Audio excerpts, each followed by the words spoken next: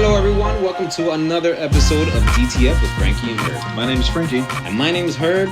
Today, Frankie, what do we got? What do we got, man? We are talking about another woman because that's what this season's dedicated to, right? Another phenomenal actress. Someone that I feel like people call this woman a legend. Oh, yeah. Right? Oh, Especially like if you're talking about how fine she is, she's up there with Nia Long and Halle Berry. Ooh, that's a great category. That's from the top of your head? Yeah, I guess. Jesus, man, that was great. That was a great selection. Right? So she's up there with those ladies, and we're talking about the amazing, the incredible Regina King. Regina King. Oh, yeah. Now, I just want to say one thing. Regina King is, 20 plus years in the industry? No, not even, 25, 30 plus years in the industry already. For sure. She has, aside from her beauty, she has made such an impact in the cinema world. You know, and not just in the cinema world, but in her own career. Because not only is she an actress, an amazing actress, she's also a director. Yeah. She directed One Night in Miami. One Night in Miami, which was not filmed in Miami. I'm sure they had to do some of it in Miami. I'm sure some, because for sure. The hotel that they were in, the 4 characters in that movie actually spent the night in a hotel room. But nobody knows what happened except for them. So it's just I was so mad when I found it wasn't a real story. No. It's very theorized. Right. It's hypothetical, you know? Right. But the real hotel still in Miami exists. The real hotel still exists. Okay, interesting. But before we get into all that, I know how excited you are, Herb. Yeah, my bad. I know you're excited. Woo. Calm down, dog. We're going to get our question of the day out there. Simply put, what is your favorite Regina King performance, Herb? Go. Favorite performance, straight from the back, Harder They Fall. Oh my goodness. Yes, that sir. was such a good movie, man. I don't know if it's the first. I think I want to say it's the first Black cowboy movie. Possibly. But I tell you this much, if it's not the first, definitely the most notable. 1000%. Mm-hmm. One, a stellar cast. Oh my God, yes. An amazing story. Mm-hmm. Yes. And one thing I absolutely love was the director. I think his name is James Smith. Okay. I know his name is James, and what annoys me about his name, James, is that it's spelled so crazy. Jaymes. Exactly. I just guessed. His name is James, though, but it's spelled so crazy. So to me, if I read that, I would think Jameis. Exactly, right? That actually sounds cool. Jameis? I like how that sounds also. For all we know, it is Jameis. No, he introduces himself as James. Oh. That's what frustrates me. But one thing I loved about him, I know the director did a lot of dedicating and pulling out things out of Black culture and whatnot. For this film, yes. Yeah, there's this scene where Regina King is walking, right? It's a really long scene. Not a long scene. It's a wide shot. Kind of. Yeah, it's a wide shot. And Regina King is walking towards someone on the side of a train. Mm. And the side of the train has the name B.A. Bowman or something. C.A. Bowman. Which is? Chadwick Boseman. Oh, yes. I do recall that. This movie was filmed around the time the second Black Panther movie came out and whatnot. And he dedicated that to Chadwick Boseman. And, if you didn't know it, now you do. Yeah. So I like that. So the Harder They Fall, it's on Netflix, by the way. So if anyone wants to watch it, please go on Netflix to watch it. Y'all ain't missing out, or y'all are missing out if you don't watch it. Yes. So what's your favorite performance? My favorite performance from Regina King, I gotta say, is a toss-up because one was, I was about to justify why it's a toss-up, but I can't. Say your favorite one. My favorite performance I will say is Ray. Okay, that's right. She played one of the wives in Ray. One of the wives, right? Well, I think she was the main wife, actually. No, not the main wife. She was the one that. No, you're right. She was the main wife, and then he had some mistresses on the side. I think what's her name from Scandal? Kerry Washington. Oh, correct. One of the mistresses. Yes, that's right. Yeah, but she did an amazing performance in that movie. Yeah. Oh, dude, she was so young. Yeah. Great film, great performance. I love that movie, and it's a great biopic, bro. Love Ray, and I love her performance. Jamie Foxx killed it. That was great. Okay, that's a great movie. Yeah, that's a nice one. That's a nice pick. All right, what else you got, man? So one, y'all tell us about your favorite Regina King performance. Scroll down the page on Spotify and give us an answer, okay? Yes, please do. Let's jump into this, right? Let's jump in. Talk about Regina King, right? So she was born on January 15th, 1971 in Los Angeles, California. You're like 15 years older than her, right?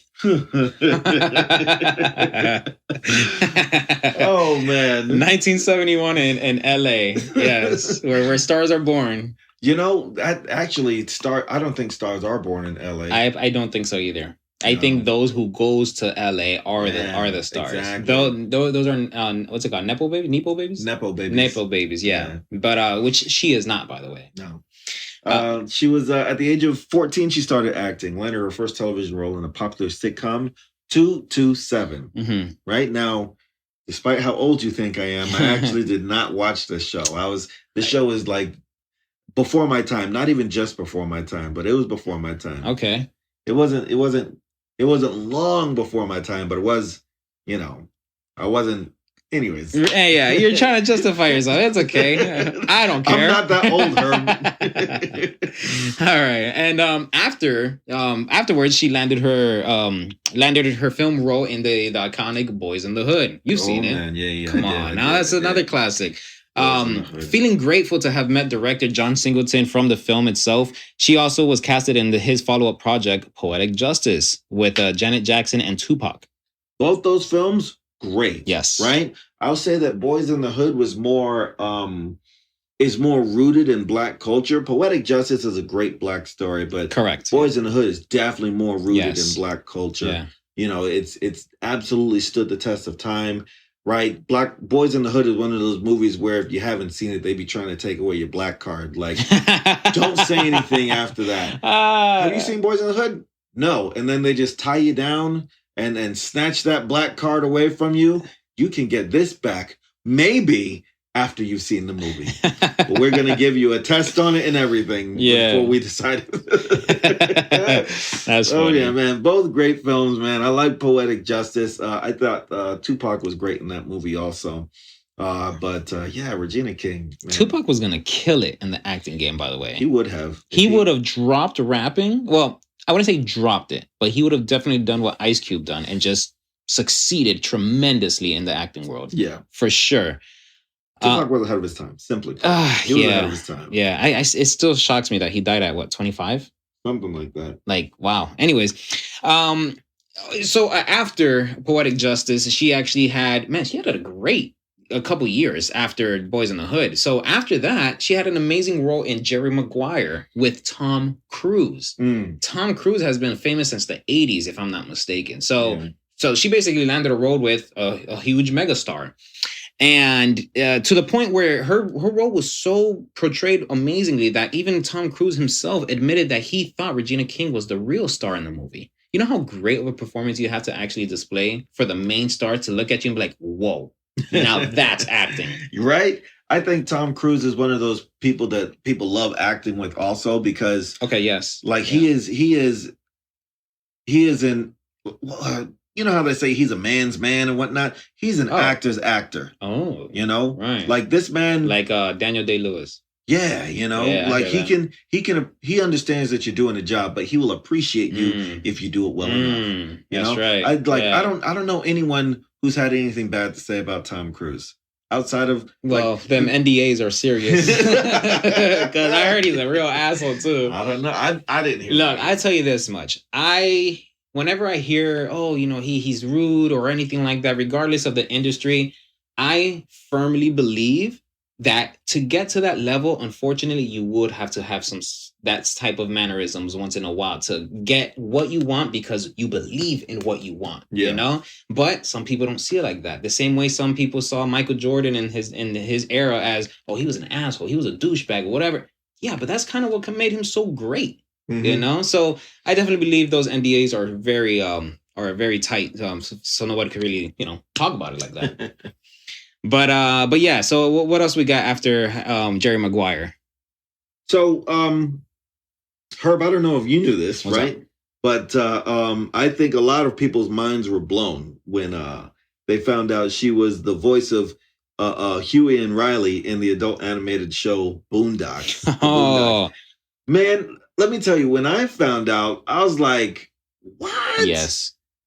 But it also took me back to something I saw where, anime, right? Okay. Pokemon, Yu-Gi-Oh, right. Digimon. A lot of boys' voices are played by grown women. A lot of them. Yes. So my mind was blown initially, but I said, I guess that must be an industry practice. Yeah, dude, what? For like the animated shows and everything. So voice actors are serious. Bart Simpson's is a woman. Yes, Bart Simpson's a woman. Who else?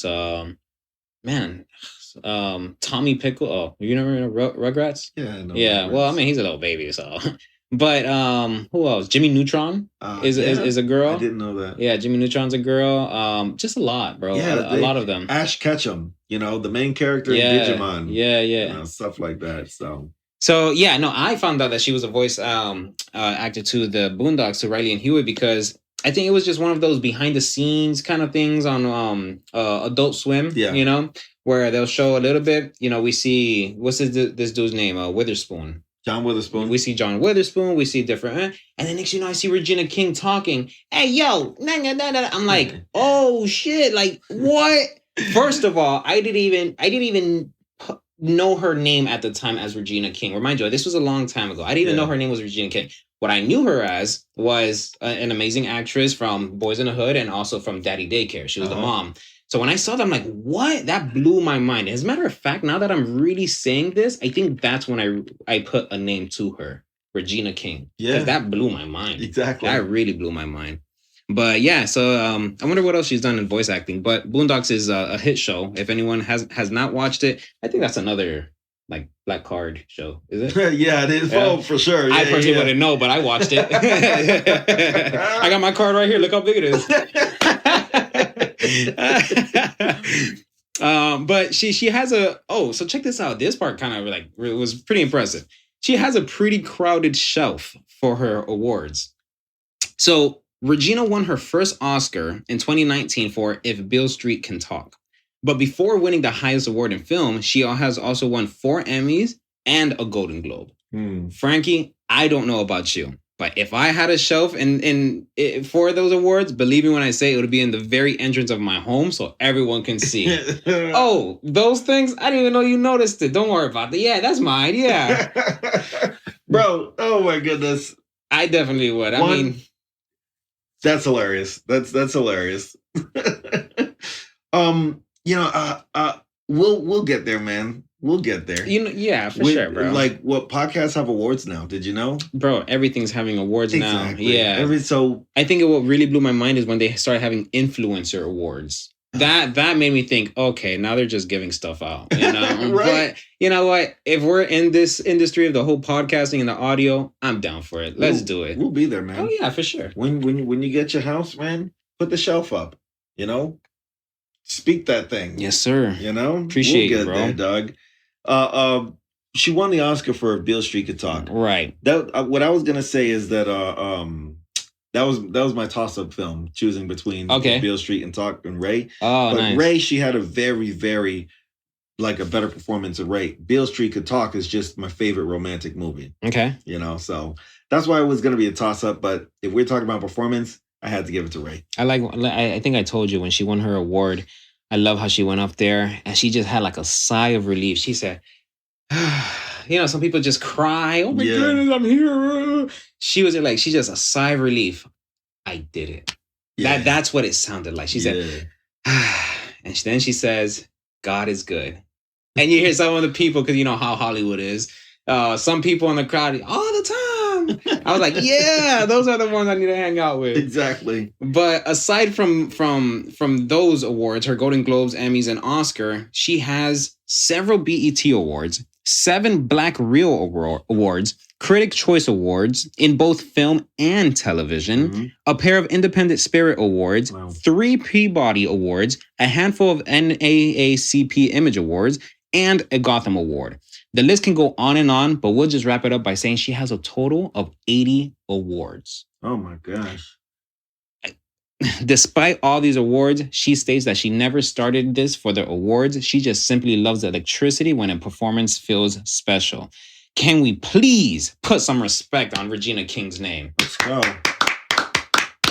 Good for her. Good for her. Mm-hmm. You're talking about having a shelf, right? She has a closet. She's got a room, yeah. Yeah, she has a room. You know how, have you seen 50 Shades of Grey? I did not. Me neither. But all we need to know is that there's this thing called a red room. I guess that's where he takes his girls to, like, you know. I don't know. I'm not some hot and bothered 40-year-old woman. Well, anyways, that would be my red room. I'll take my wife there. Hey, look at all these awards. Let's make love in front of all these awards. You like that? You like that? Look at the Emmy. Look at the. Look how shiny it is. Look at my name on there. It's spelled wrong, but look at it. She is actually a diehard for taking on new challenges, right? Yes. She says that she always refused to play in a Western movie, but was convinced after reading the script and hearing the soundtrack for Netflix's The Harder They Fall, which you mentioned at the top of this episode as your favorite performance from her. Yes, sir. Man, I'm glad she took that role. Yes. Glad she took that role. Yes. Absolutely killed that thing. That movie was amazing. Mm-hmm. You know, let me tell you something. And if you didn't see this movie by now, shame on you. But when you see Idris Elba in that film, bro, right? Oh my gosh. Like, Regina King is the bad guy in that movie. Right? Idris Elba, you know, she worked for him, but he's been locked up and, you know, captured or something. Right. And she spends the movie breaking him out of prison. And then, you know, when you see them in action, she's really the one about that action. Mm-hmm. Idris Elba was just sitting in the back, you know, giving out orders, but she's the one you didn't want to mess with. Yeah. Right? You talking about not wanting that smoke. Don't do it with Regina King in that movie, you know? Yeah. Oh my goodness. Yeah. That was I'm so glad she took her role. We mentioned this also. She made her directorial debut with One Night in Miami. Mm-hmm. Right? A fictional story of Cassius Clay, Jim Brown, Sam Cooke, and Malcolm X as they discuss the possibility of being successful black men during the civil rights movement. Fantastic film also. All hypothetical, but man, it was good. It was so good. Like, I was heartbroken when I found out it wasn't good. That's how great it was. Oh, dude, I know that feeling as well. I know that feeling. That's like when I was a kid.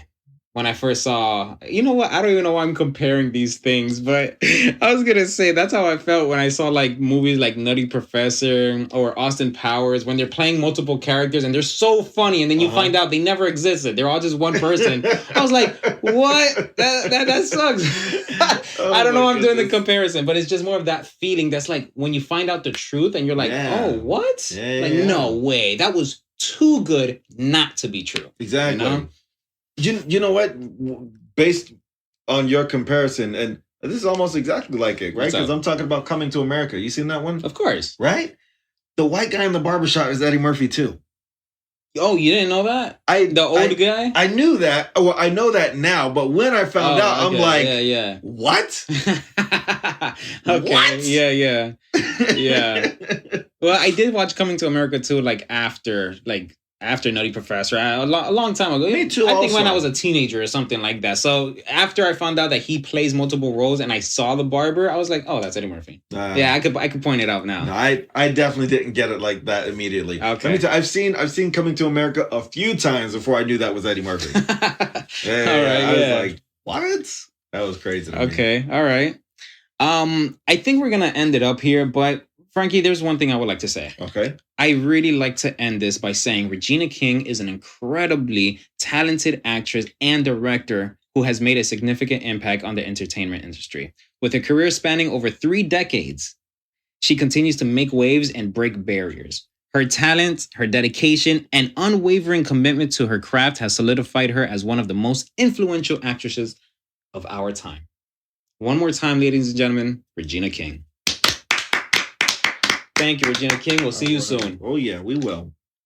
So, the movie of the week. Oh, we got The Harder They Fall. All right.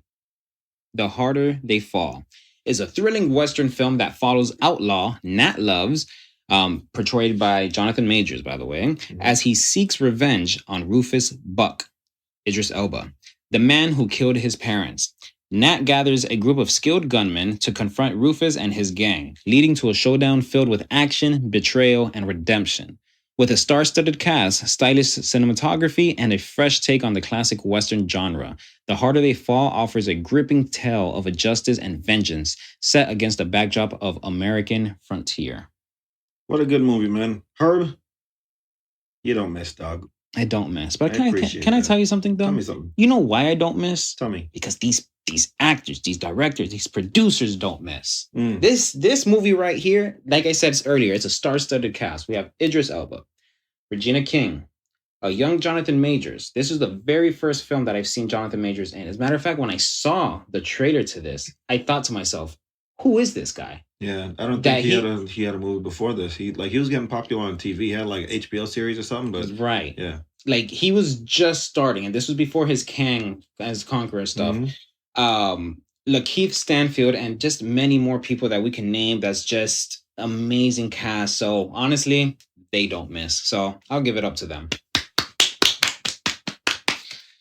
Now, anything else you want to say before we wrap this up, dude? As always, I just want to appreciate people for coming out and listening to us, or for staying in or driving to work and listening to us. Wherever you're listening, I appreciate that. Yeah. Follow us on all of our social media at Discuss the Film, wherever social media is. And if you click on our IG, there's a bio. And our bio, there's a link in our bio. And it's not an OnlyFans. It's not an OnlyFans. Maybe we should start one. No, not you and me, by the way. I heard you. But go click that link in our bio, and you can see all of the places where we can be listened to. But, we're basically everywhere where podcasts can be listened to. That's right, yeah. One last thing, we have a Cash App, guys.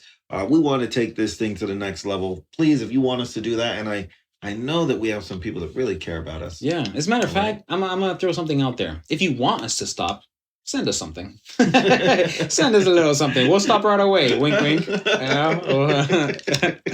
Well, there's a Cash App out there. $ DTF Podcast. We're trying to go to the next level, and we'd appreciate the support, guys.